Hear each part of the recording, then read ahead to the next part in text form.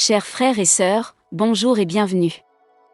Nous sommes le jeudi 30 avril 2026, en cette 4e semaine du temps pascal.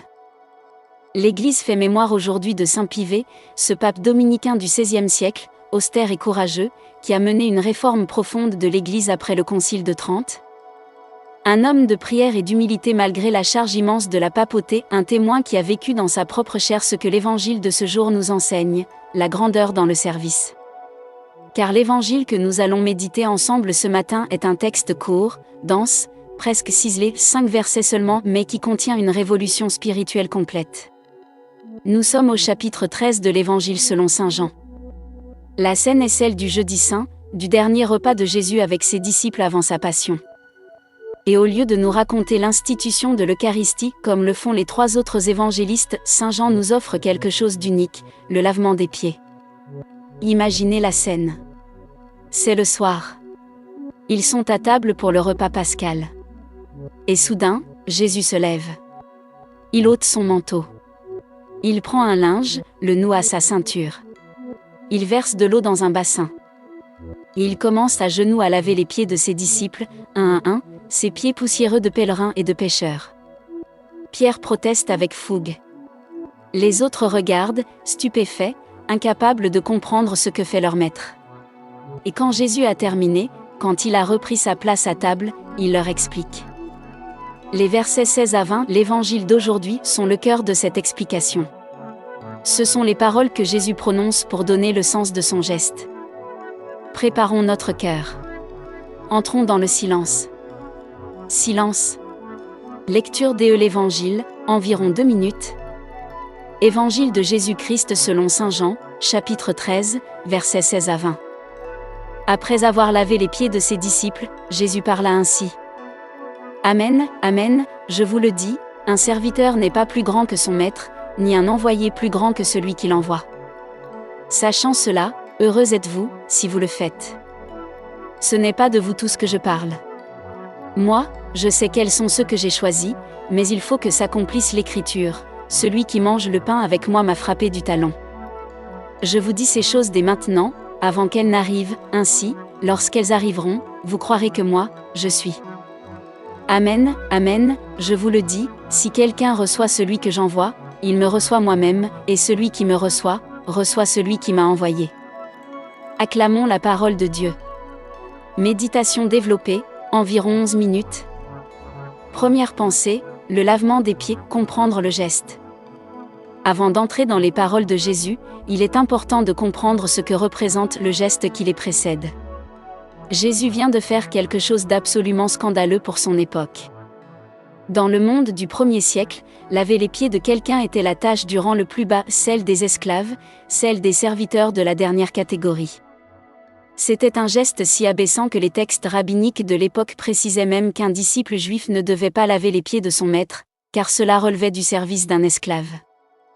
Et pourtant, c'est exactement ce que Jésus, le Maître, le Seigneur, fait pour ses disciples. Il est très rare de voir celui que l'on considère comme le Seigneur et le Maître prendre la position humiliante de l'esclave. Dimanche dans la ville, et ce geste vient donner sens à ce dernier repas. Dimanche dans la ville. Ce geste n'est pas un accident de l'histoire. Ce n'est pas une improvisation de Jésus. Saint Jean nous dit qu'il l'a fait en sachant que le Père avait tout remis entre ses mains. C'est-à-dire, Jésus est pleinement conscient de qui il est, de toute sa puissance et de toute sa gloire divine, et c'est précisément parce qu'il sait qui il est qu'il peut s'abaisser ainsi, librement, sans se diminuer. Le Maître se fait serviteur, le grand devient le petit, celui qui envoie habituellement devient l'envoyé. Dieu se va les fields, et Dieu n'a rien perdu de sa divinité, parce qu'il s'est abaissé pour laver les pieds des disciples. Dieu se va les fields. Voilà le paradoxe magnifique au cœur de l'Évangile. La grandeur de Dieu ne se manifeste pas dans la domination, la puissance ou l'éclat. Elle se manifeste dans le service, dans l'humilité, dans le don de soi jusqu'au plus bas. Deuxième pensée, un serviteur n'est pas plus grand que son maître. Après son geste, Jésus parle. Et il commence par une affirmation qui ressemble à un proverbe, une sagesse simple, universelle, que tout le monde peut comprendre. Un serviteur n'est pas plus grand que son maître, ni un envoyé plus grand que celui qui l'envoie.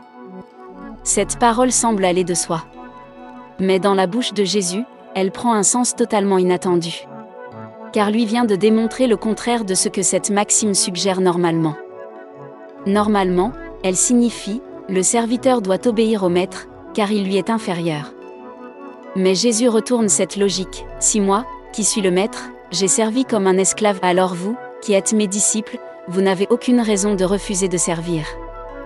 Si le plus grand s'est abaissé, les plus petits ne peuvent prétendre être dispensés de l'abaissement. C'est une révolution de la hiérarchie. Non pas l'abolition de toute autorité, mais la transformation de son sens. L'autorité dans le royaume de Dieu n'est pas un privilège que l'on détient pour soi. C'est un service que l'on exerce pour les autres. Frères et sœurs, cette parole s'adresse à chacun de nous, quel que soit notre rôle. Que vous soyez parents, enseignants, responsables d'une communauté, d'une entreprise, d'une équipe, la question que Jésus vous pose est celle-ci: est-ce que votre autorité ressemble à un genou plié, à un bassin d'eau, à un linge noué autour de la taille? Ou ressemble-t-elle davantage à un trône dont vous ne descendez pas?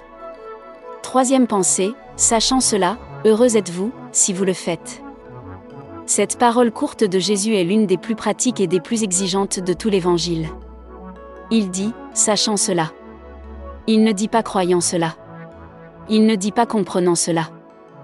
Il dit sachant, c'est-à-dire, vous avez vu, vous avez entendu, vous avez compris intellectuellement ce que le service signifie. Et puis il ajoute, heureux êtes-vous, si vous le faites. Ceci est capital. Jésus ne dit pas, vous êtes heureux parce que vous savez. Il dit, vous êtes heureux si vous le faites. La connaissance seule ne suffit pas. La compréhension seule ne suffit pas.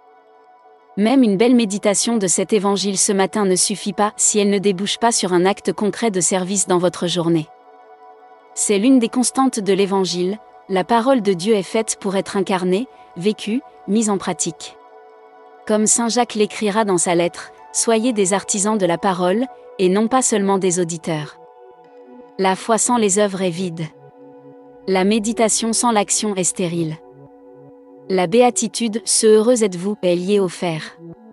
C'est en servant que l'on devient heureux. Non pas en étant servi. Non pas en dominant. Non pas en se faisant remarquer.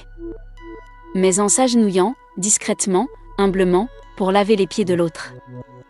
Tous les saints l'ont compris. Tous les saints l'ont vécu.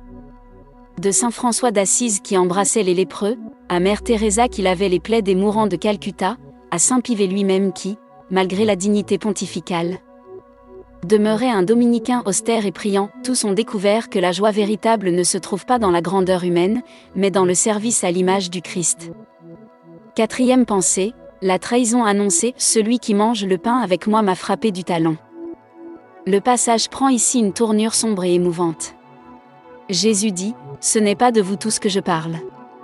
Et il cite le psaume 41, une plainte du juste trahi par un ami proche, celui qui mange le pain avec moi m'a frappé du talon. Jésus sait ce qui va se passer. Il sait que Judas est là, à table avec lui. Il sait que dans quelques heures, cet homme qu'il a choisi, qu'il a appelé, avec qui il a marché pendant 3 ans, va le livrer pour 30 pièces d'argent. Et pourtant, Jésus lui a lavé les pieds. Il s'est agenouillé devant celui qui allait le trahir. Il a pris dans ses mains les pieds de son traître futur et les a lavés avec la même attention et le même amour qu'il a eu pour Pierre, pour Jean, pour tous les autres. C'est peut-être le détail le plus bouleversant de toute cette scène. Aimer quand même et par-dessus tout celui qui trahit, pardonner l'impardonnable. Dios Sevale Field, telle est la logique de Dieu. Telle est la logique de la croix, déjà présente ici, dans ce geste du lavement des pieds. Frères et sœurs, cette dimension de l'Évangile nous parle directement. Il y a peut-être dans votre vie quelqu'un qui vous a trahi, qui vous a blessé, qui a abusé de votre confiance. Quelqu'un avec qui vous avez partagé le pain au sens propre ou figuré et qui s'est retourné contre vous. La tentation naturelle est de lui retirer notre amour, de construire des murs, de refuser tout geste de service ou de tendresse à son égard. Jésus ne fait pas cela. Il lave les pieds de Judas. Sans l'ignorer, sans le forcer, sans l'humilier, mais en continuant à lui offrir ce service d'amour jusqu'au dernier moment. L'amour du Christ ne se conditionne pas à la fidélité de l'autre. Il est donc gratuit, libre, inconditionnel. Cinquième pensée, vous croirez que moi, je suis. Nous sommes à la fin de cette vidéo. Si elle vous a inspiré, n'hésitez pas de laisser un pouce bleu et à donner ton avis dans les commentaires, et on se dit à bientôt.